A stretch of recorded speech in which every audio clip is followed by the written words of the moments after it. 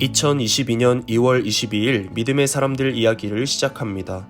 우리가 이 땅에 복음을 전하기 위해 하나님께서 세우신 여러 믿음의 사람들을 알아가면서 나의 신앙은 어떠한지 다시금 돌아보는 귀한 시간 되시기를 주님의 이름으로 축복하고 소망합니다. 오늘 8번째 시간 우리가 나눌 믿음의 사람은 미 감리회 3번째 의료 선교사 윌리엄 제임스 홀입니다. 캐나다 출신의 홀은 1885년 캐나다 퀸즈 대학 의과대학에서 공부 중 해외 선교를 위한 학생 운동단체인 학생 자원 운동의 책임자였던 존 포먼 목사의 강연을 듣고 선교사가 되기로 결심합니다. 이후 1889년 뉴욕의 벨레뷰 대학에서 의학 박사 학위를 받고 나이 30이 간 넘은 1891년 12월에 내한합니다. 내한한 제임스 홀은 1892년 8월 연회에서 평양 지역 개척 선교사로 공식 파송을 받게 됩니다. 그는 작은 조랑말 위에 약과 책자들을 싣고 개울과 산을 넘고 거친 도로를 지나는 고된 여행을 감행하면서도 행복해합니다. 당시 한국에서 유행한 천연두와 이질 등 병으로 고통받는 사람들을 치료해 준다는 자체가 홀에게는 대단한 기쁨이었기 때문입니다. 하지만 외세에 대하여 보수적이고 강한 거부감을 가진 평양은 외국인과 기독교 복음에 쉽게 문을 열지 않는 곳이었습니다. 이에 홀의 아내인 로제타는 한국인들의 적개심이 어떻게 터져나올지 예측할 수 없는 상황의 전망에 대해 그에게 물어봅니다. 그러자 홀은 대답합니다. 만일 하나님이 한 사람을 희생시켜서 이 도시의 문을 여실 생각이라면 나는 그 희생자가 되기를 피하지 않겠소.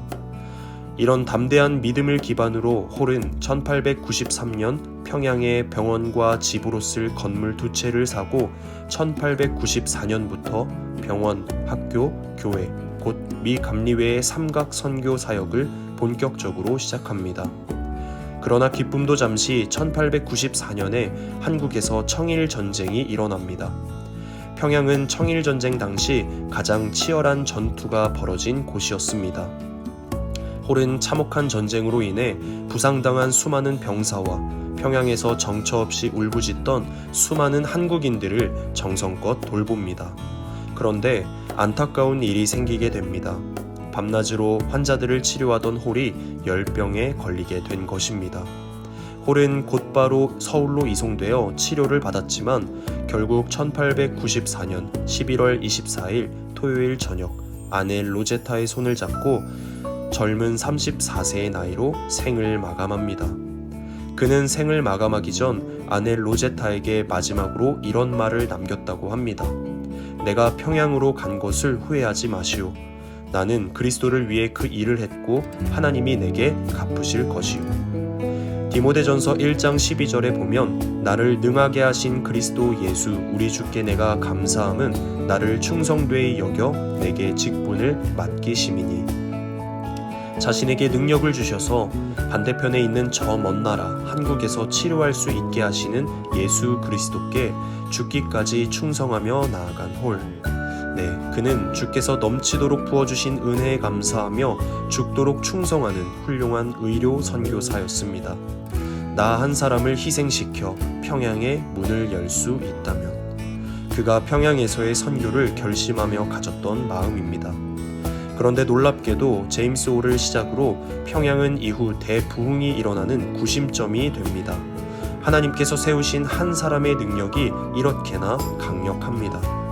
여러분, 복음을 전하기 어려운 이 시대에 나라는 한 사람을 통해 복음의 문이 열려질 수 있다면 얼마나 행복할까요? 하나님의 은혜에 감사하며 죽기까지 충성하며 나아간 홀의 충성스러운 믿음처럼 우리 역시 비록 더딜지라도 하나님께서 넘치도록 부어주신 은혜에 늘 감사하며 충성하는 믿음 안에서 복음의 전달자가 되시기를 주님의 이름으로 축복하고 소망합니다.